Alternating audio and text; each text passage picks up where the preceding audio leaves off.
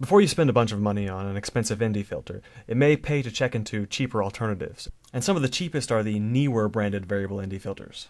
These show up under various brand names like Polaroid Optics or Best Deal USA, but they're all the same. And the Neewer 52mm only cost me $12, so let's see what you get for your money. Tested on a Panasonic GH2 with the 14 to 42mm kit lens. I'll be looking at the usable attenuation range for both the minimum and maximum zoom, any degradation in sharpness, and finally any tints or color shifts. The first thing I notice is that the minimum and maximum marked on the filter don't exactly correspond to the actual min and max.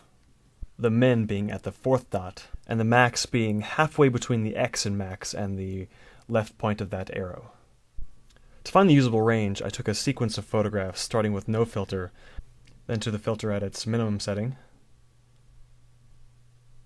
jumping to the final dot, and then incrementing in small repeatable steps.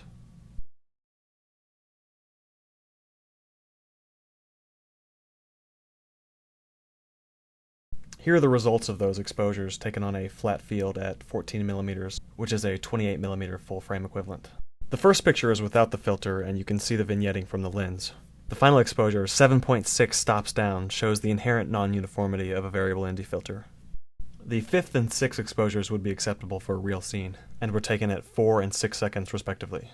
Without the filter, the camera metered at 1/10 of a second, which means these two exposures are down 5.3 and 5.9 stops. At 42mm, things look much better. Exposure is flat all the way down to the last row, where the GH2 didn't have enough light to properly meter.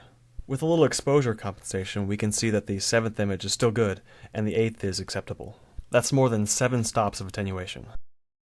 So a safe setting at 14mm is about 5.3 stops down here, and at 42mm, 7 stops down here.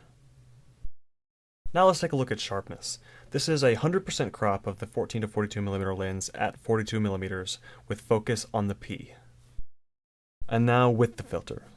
This is a 1 second exposure as compared to the 1/400th of a second without. Without again, and with.